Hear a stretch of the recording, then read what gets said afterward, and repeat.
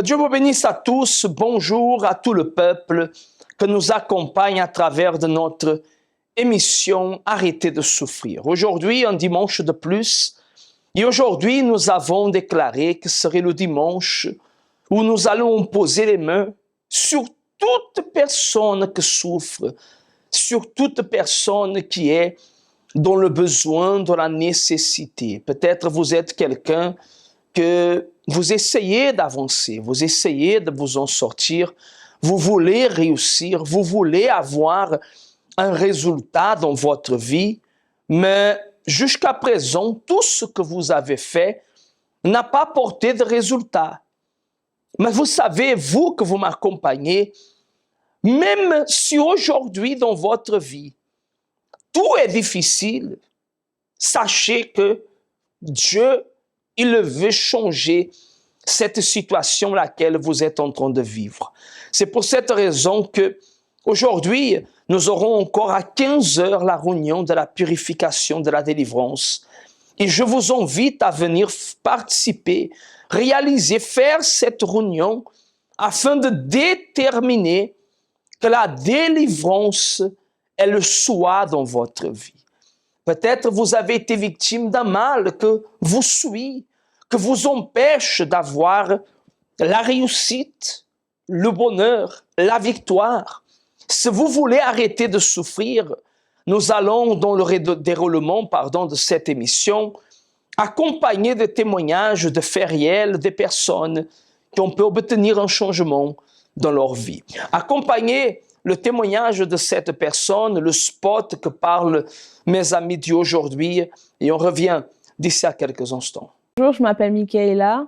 Avant d'arriver au centre d'accueil universel, j'étais une jeune très agressive, colérique. J'étais très garçon manqué et j'aimais beaucoup me bagarrer, que ce soit à l'école, que ce soit à la maison. J'étais une fille qui voulait toujours avoir le dernier mot. À la maison, ça se passait pas très bien. Il y avait beaucoup de disputes, beaucoup de bagarres aussi au niveau avec mes frères et sœurs. Donc c'était une atmosphère en fait. Tous les jours en fait, il y avait de l'ambiance, mais de la mauvaise ambiance. Et surtout financièrement aussi, avec ma famille, ça n'allait pas du tout. Il y avait mes parents qui se disputaient à cause de l'argent, parce que l'argent ne rentrait pas tous les mois. Et voilà, la situation financière a été vraiment catastrophique. Et on n'arrêtait pas d'habiter dans des hôtels, dans des studios. Donc c'était une vie vraiment de misère. Ma mère et mes deux sœurs, ils ont eu la maladie de la drépanocytose, une maladie héréditaire. Donc lorsqu'une rentrait à l'hôpital, l'autre rentrait, l'autre sortait, l'autre rentrait. Donc c'était une routine en fait comme ça. Donc il n'y avait pas un mois où il y en a une qui n'allait pas à l'hôpital. Donc c'était très compliqué. Et avec toutes ces situations, à l'intérieur de moi, j'ai commencé à avoir une haine en fait envers mon père, parce que je trouvais que la situation elle s'arrangeait pas et que lui il faisait rien en fait pour changer la situation. Il arrivait du travail, des fois voilà, l'argent disparaissait et j'avais l'impression en fait qu'il faisait exprès, et je voyais ma mère souffrir. Donc tout ça en fait ça engendrait à l'intérieur de moi une haine. Et on n'arrêtait pas de se disputer, il n'arrêtait pas de me frapper, et je faisais beaucoup de fugues. Et lorsque un jour, voilà, on s'est disputé violemment et que j'ai levé en fait la main, voilà, envers mon père, j'ai vu que en fait il y a un problème, que si je suis arrivée à là en fait, c'est qu'il y a un problème. Et quelques temps plus tard, en fait, ma mère, elle avait été invitée au centre d'accueil universel. Et lorsque j'ai vu le changement en fait dans la vie de ma mère et de ma sœur, que au niveau de la santé, ça a changé, que l'une, par exemple, il y avait pas cette routine qu'on avait avant. L'une rentrait à l'hôpital, l'autre sortait. Donc là, il y avait plus ça. On a vécu une situation avec ma sœur que voilà, ça a beaucoup cogité dans ma tête. C'est que elle était morte. Un jour, les pompiers sont venus. Elle était morte en fait. Et ma mère, elle a agi sa foi et elle est revenue à la vie. Et là, j'ai vu en fait que Dieu existait en fait. Et c'est là que j'ai décidé de me donner réellement, parce que j'ai vu ces changements et j'ai voulu aussi connaître en fait ce Dieu que ma mère elle connaissait.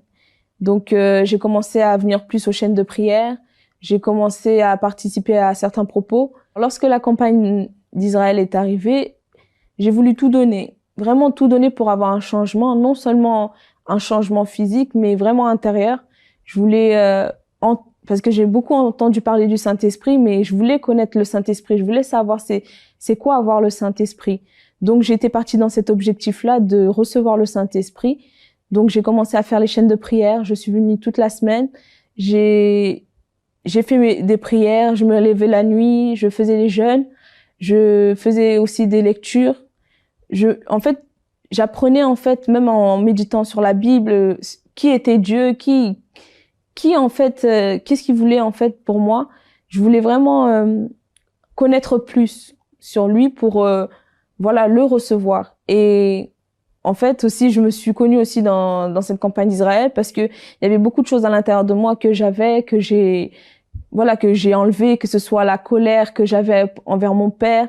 J'ai commencé à demander pardon parce que entre-temps, mon père, il était parti. Et la dernière fois que je lui avais parlé, je lui avais dit des mots blessants. Et je me rappelle que lorsqu'il était arrivé, c'était l'opportunité de lui demander pardon. Donc, je lui ai demandé pardon. Je me suis vraiment vidée dans le sens où mon comportement à la maison, ça avait vraiment changé. Beaucoup de choses ont changé, que ce soit mon comportement, ma manière de parler. Tout ça avait changé, mais pas comme je voulais, pas comme ça devait se faire. Et il me manquait quelque chose. Même la campagne, elle avait fini déjà, mais j'avais pas reçu le Saint-Esprit. Il me manquait toujours le Saint-Esprit. Et donc quelque temps, mais j'ai continué, je n'ai pas arrêté. Ma campagne, en fait, elle avait pas terminé. Donc j'ai continué ce propos parce que je voulais vraiment recevoir le Saint-Esprit. Et après, il y a eu l'opportunité du jeûne de Daniel. Et là, je me suis dit, Michaela, c'est là maintenant ou jamais. Donc, je faisais plus de prières dans le sens où plus de sacrifices durant la nuit, que ce soit, je cherchais en fait qu'est-ce qui n'allait pas parce que si j'avais pas reçu, c'est parce qu'il manquait quelque chose. Si par exemple à la maison il fallait faire ci, et ben j'allais faire plus. Si par exemple à l'école il fallait faire ça, et ben je faisais plus. Je saisissais en fait cette opportunité dans le sens pour montrer au Saint-Esprit que je le voulais, non pas pour dire que je l'ai, mais pour lui montrer que réellement c'est ça que je veux, c'est toi que je veux. Et là en fait le jour est arrivé, c'est comme si il venait à l'intérieur de vous et il vous dit je suis là, t'inquiète pas. C'est comme si la valeur que vous avez cherchée partout, que ce soit auprès des autres, de la famille et tout. Là, à l'intérieur de vous, c'est cette conviction, en fait, tu es mienne. Et c'est tellement, c'est pas des émotions, j'ai pas senti frisson ou des choses comme ça. C'est que je me sentais comprise et aimée en même temps. J'étais comblée. Aujourd'hui, j'ai des projets, j'ai des objectifs. Je vois la vie autrement, je vois, voilà, l'objectif de ma vie, en fait, différemment. Donc, je suis vraiment différente, que ce soit avec ma famille.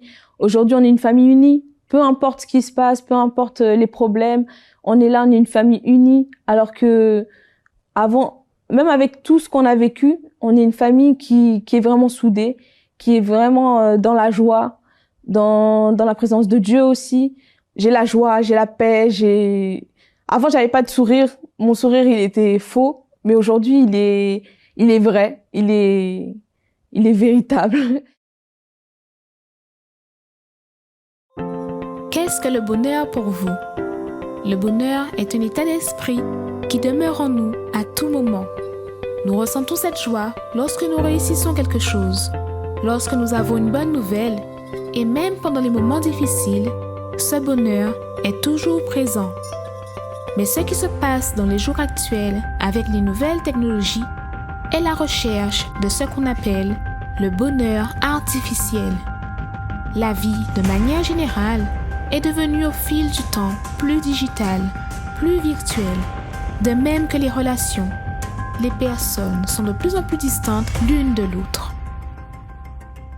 Pourtant, Dieu a créé l'être humain, a uni les personnes, mais elles s'éloignent entre elles et ignorent même l'existence de leur Créateur. Ainsi, elles ne peuvent profiter du bonheur que lui seul peut donner. Tu me fais connaître le sentier de la vie. Il y a d'abondantes joies dans ta présence, un bonheur éternel à ta droite. Venez chercher ce bonheur véritable pour vous et votre famille tous les dimanches à 7h ou 9h30 dans notre siège au Centre d'accueil universel des Abîmes, 6 Morne-Verguin face à la Brède, ou dans le Centre d'accueil universel d'hommes le plus proche de chez vous. Toute personne dans la vie a déjà à un moment donné traversé par des mauvaises situations. Et des problèmes font partie de la vie de tout un chacun.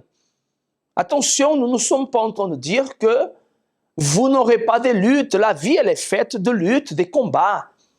Mais ce qu'on parle, c'est, et ce que je m'adresse, c'est à des personnes que, envers d'avancer, elles reculent. Envers de réussir, elles sont en train de voir leur vie stagner, bloquer, les choses que n'avancent pas. En d'autres paroles, des personnes que tout ce qu'ils font ne porte pas de résultat. C'est pour cette raison que cette émission elle a été faite. C'est pour cette raison, que chaque dimanche ou chaque jour, nous sommes ici avec une parole, avec des témoignages, avec des faits réels, pour vous montrer à vous, téléspectateurs, que le problème que vous affrontez, vous passez, il y a une solution. Peu importe, mes amis, quel est le problème que vous êtes en train de traverser. Peu importe quel est le problème que vous affrontez. Peut être dans la famille, dans la santé, dans la vie financière. Aujourd'hui, à 9h30, nous aurons encore notre réunion dans chaque centre d'accueil universel. Mais à 15h, nous aurons la prière de la délivrance. Vous allez accompagner le spot que parle de, mes amis, de notre agenda hebdomadaire et de nos adresses. Et on revient d'ici à quelques instants pour accompagner à notre histoire de vie, à notre témoignage et nous préparer pour la prière. Quand vous regardez autour de vous, vous voyez que tout le monde semble être heureux. Vous aussi, vous aimeriez avoir ce bonheur, mais vous ne l'avez pas à cause d'un problème que vous ne pouvez pas résoudre. Chaque humain affronte des situations qui sont difficiles, mais dans de nombreux cas, peu importe à quel point vous essayez, vous voyez que seul, vous ne pourrez jamais les surmonter. Quelle est la situation qui enlève votre paix? Votre santé fragile ou celle des membres de votre famille? La division dans votre foyer, les portes qui sont fermées, les vices. Mais même quand tout semble perdu, sachez qu'il y a une solution, une clameur, un lieu de guérison où les miracles arrivent dans la vie de ceux qui croient. Ne manquez pas cette occasion de changer l'histoire de votre vie. Tous les jours, trouvez une porte ouverte pour résoudre votre problème. Lundi, recevez une orientation pour votre réussite financière. Mardi, déterminez la restauration de votre santé. Mercredi, renforcez votre communion avec Dieu. Jeudi, clamez pour votre famille et votre vie sentimentale. Vendredi, venez chercher la délivrance spirituelle. Samedi, priez pour tous les cas qui sont impossibles. Et dimanche, commencez la semaine avec la bonne direction de Dieu. Universel d'hommes, en Ouaille. Connaissez-vous nos centres d'accueil universels ici dans les Dômes? Notre siège est situé en Guadeloupe, aux Abîmes, au 6 Morne-Verguin, en face de la Brède, entre le KFC et le McDonald's. Nous avons aussi nos centres d'accueil à Pointe-à-Pitre, au 29 quai Lefebvre, en face du parking du port. À Baïf, au 51 impasse Louis Blériot, Zac des Pères Blancs, derrière le Super U. À Saint-François, à la rue Charles Junon, à 100 mètres du marché de la Rotonde. Nous sommes aussi en Martinique, au 42 rue Garnier-Pagès, proche du Leader Price à Fort-de-France. Mais aussi en Guyane française, à Cayenne, aux 19 zones artisanales Galmo, proche de l'entrée du CFA. Ainsi qu'à Kourou, au 1 rue du Levant, proche du Lip Service Ting.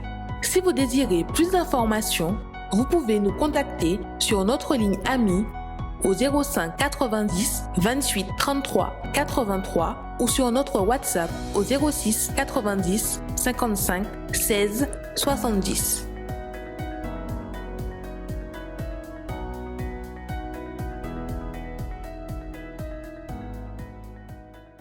L'histoire de vie de la personne que vous allez accompagner maintenant est un jour elle a fait un choix, un bon choix, le choix de venir chercher le changement pour sa vie.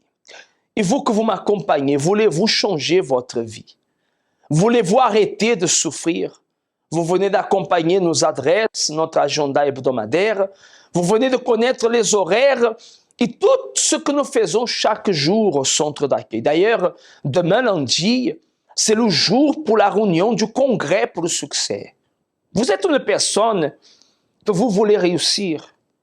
Êtes-vous une personne que vous voulez avancer? Êtes-vous une personne que vous voulez obtenir la victoire dans votre vie?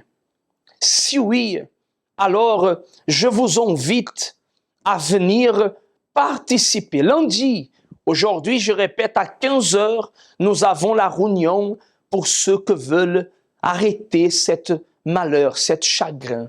Mais nous avons lundi la réunion pour le congrès, pour le succès, dans tous les centres d'accueil universels. Nous allons accompagner alors l'histoire de vie que je vous ai parlé, de quelqu'un qui, au moment du désespoir, elle a pris une décision.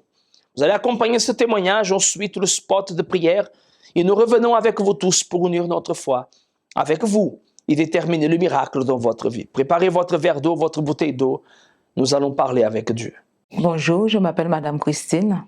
Avant d'arriver au centre d'accueil, j'étais quelqu'un de très colérique. Je passais mon temps à frapper mon époux, mes enfants. Mais il faut dire aussi, depuis mon enfance, j'ai été élevée avec des parents qui se bagarraient toute la journée. Où mon père frappait ma mère, ou mon père nous frappait aussi énormément. Et j'ai grandi avec cela à l'intérieur de moi, avec une haine déjà vis-à-vis de mon père. Et je frappais aussi mes frères et sœurs. Donc, un jour, j'ai décidé de quitter la maison en pensant que le problème était ma famille. Donc, je suis sortie du foyer avec cette haine à l'intérieur de moi. Et de là, j'ai rencontré mon époux, mais ça n'a pas changé. J'ai pris cette haine, cette colère, j'ai mis sur ma famille, mes enfants, mon époux. Donc, je passais mon temps à les maltraiter. J'étais quelqu'un de très autoritaire. Je n'acceptais pas, surtout de mon époux, de l'autorité. Je n'accepte pas. Dès qu'il essayait de me dire quelque chose, et je m'énervais de suite et je n'accepte pas l'autorité, je dirais, d'un homme, entre guillemets. Je peux même dire, et ça m'a rendu, comme mon époux, je me rappelle, à l'époque, il me traitait de folle. Pourquoi? Parce que ça m'arrivait de quitter la maison la nuit, de partir, et s'il me disait quelque chose, pas en colère, je partais, et dans le chemin, je me mettais à crier, à marcher des heures, sans savoir où aller. Donc, c'était des crises. Et c'est comme ça que je suis arrivée au centre d'accueil universel. J'ai été invitée par une cousine.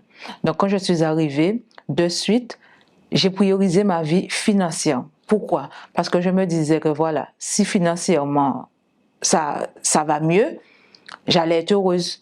Donc, j'ai commencé à faire des chaînes de prière, j'ai commencé à mettre en pratique tout ce qui sortait de l'hôtel pour la vie financière, professionnelle et économique. Donc, de là, j'ai trouvé un travail, ma vie financière a commencé à grandir. Mais j'ai vu avec le temps que même en ayant une vie financière bénie, je continuais à être la même personne. J'avais une vie financière bénie, mais je continuais toujours à être triste, angoissée, colérique. Je continuais, même en étant à l'église, de continuer à frapper mes enfants, mon époux. J'étais toujours la même personne, je n'étais pas heureuse. Et de là, je me suis dit, ce n'est pas la vie financière qui rend heureuse. Et un jour, j'ai entendu le pasteur parler de la recherche du Saint-Esprit, que à travers le Saint-Esprit, qu'on pouvait recevoir la paix, la joie. Et de là, je me suis dit, c'est le Saint-Esprit qu'il me faut. Donc, j'ai commencé à faire les chaînes de prière, à prioriser les réunions du mercredi, à faire la recherche du Saint-Esprit. De là, s'est présenté un propos. Le nom du propos était changement d'identité. Et j'ai dit, là, c'est pour moi. Je n'ai pas lâché. J'ai dit, là, c'est pour moi, c'est aujourd'hui ou jamais. Donc, j'ai pris ce propos à cœur. J'ai dû jeûner. À travers ce propos, j'ai dû jeûner, j'ai dû prier, j'ai dû me réveiller dans la nuit pour pouvoir faire la recherche du Saint-Esprit. Je me suis donné à 100%. Je n'ai pas lâché. J'ai dû me dépouiller de moi-même. J'ai dû demander pardon. Le pardon, ça n'a pas été facile parce que j'ai dû demander pardon aux personnes qui continuent à me faire du mal. Et de là, j'ai dit, Seigneur, mais comment on peut demander pardon aux gens qui continuent à me faire du mal?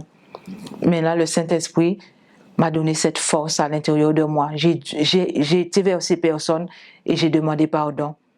J'ai demandé pardon, mais sincèrement, je me suis dit, je demande pardon et Dieu pourvoira pour le reste. J'ai dû me débarrasser de mon caractère. J'avais un fort caractère, de ma colère. J'ai dû, durant ce propos, vraiment me dépouiller de moi-même parce que ce combat-là était un combat avec moi-même. J'ai dû chercher de toutes mes forces le Saint-Esprit pour pouvoir être cette nouvelle personne. J'ai évangélisé aussi. J'ai évangélisé encore plus. Je me suis donné encore plus à l'évangélisation. Et là, j'ai reçu le baptême du Saint-Esprit. Alors, depuis que j'ai reçu le Saint-Esprit, la première chose que j'ai eue, c'est la paix. Je n'avais pas de paix dans ma vie. Mais à travers le Saint-Esprit, j'ai pu avoir cette paix que seulement le Saint-Esprit peut donner. Ce n'est pas la paix parce qu'on a conquis quelque chose, on est heureuse pour quelque chose qu'on a reçu financièrement, professionnellement. Non, la paix qui vient du Saint-Esprit, c'est une paix éternelle. La joie, pas la joie parce que quelqu'un m'aime, mais la joie que le Saint-Esprit a mis à l'intérieur de moi. C'est une joie que j'ai continuellement. Et l'amour. Ce que je ne savais pas donner. Je n'avais pas d'amour à l'intérieur de moi, donc je ne pouvais pas donner. Mais le Saint-Esprit m'a donné l'amour. Aujourd'hui, je peux donner de l'amour à mes enfants, à mon époux. Je peux donner autour de moi. J'ai pu conquérir avec le Saint-Esprit. J'ai pu ouvrir une entreprise pour pouvoir m'occuper des enfants. Ce que je ne m'imaginais même pas parce que sans le Saint-Esprit, je n'avais pas de vision. Mais le Saint-Esprit m'a donné cette vision-là, de pouvoir travailler de moi-même. J'ai pu, je veux dire, reconstruire ma famille en tant que mère, en tant qu'épouse.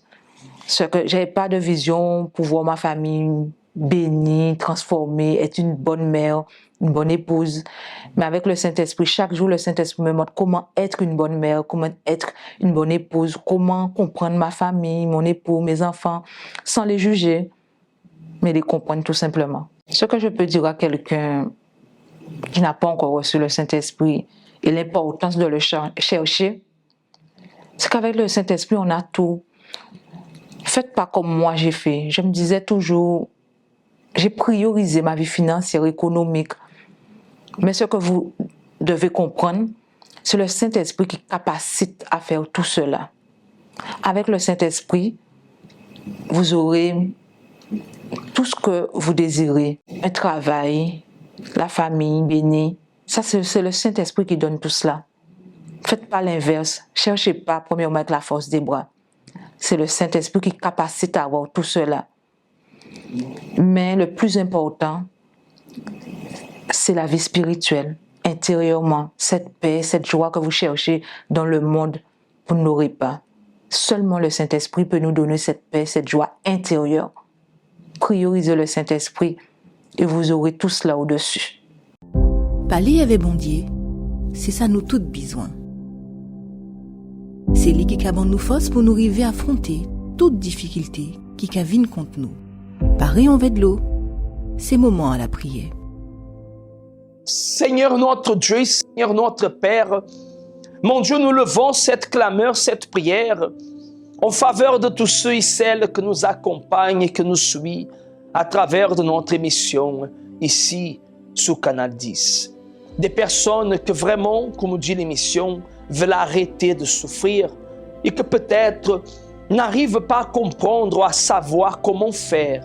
Des personnes qui ont besoin de ton secours, qui ont besoin de ton soutien, qui ont besoin, mon Père, que le Seigneur le relève, que le Seigneur les transforme, que le Seigneur change leur vie. Mon Père, aide cette personne. Aide cette personne afin, mon Dieu, qu'elle puisse savoir quoi faire. Parce qu'il y a des personnes, Seigneur, que le simple fait de m'écouter ne va pas résoudre son problème. Elle a besoin d'une direction. Alors donne cette direction. Et qu'à travers de cette eau que nous consacrons et nous présentons à toi, que soit le point de contact pour que le Seigneur la relève, la fortifie. Au nom du Père, du Fils et du Saint-Esprit.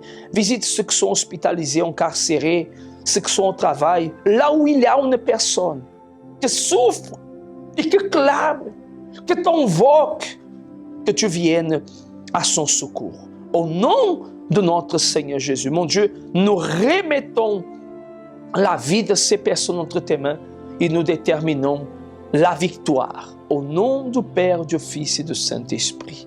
Et si vous y croyez, dites Amen et dites grâce à Dieu.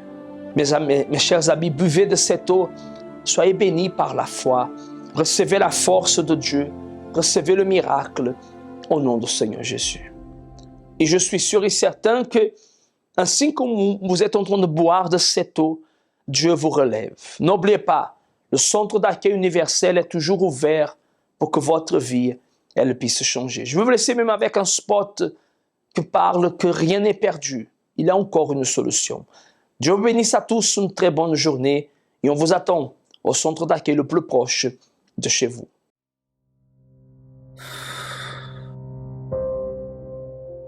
Travail, famille, amis, couple. En fait, j'ai tout. Mais en même temps, j'ai rien.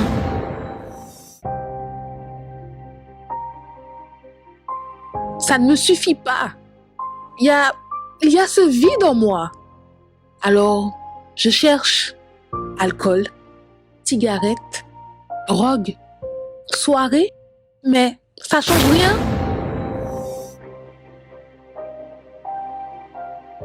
En apparence, tout va bien. Un gros smile, mais au fond, il n'y a rien. C'est qu'une façade. Help me, help me, juste help. J'ai juste besoin d'aide.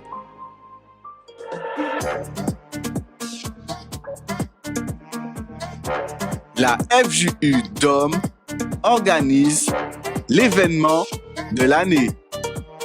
Méga L, brisant les apparences. J'ai été forgé comme du fer, ma vie est un enfer, ma carapace est blindée aujourd'hui, je suis un gangster.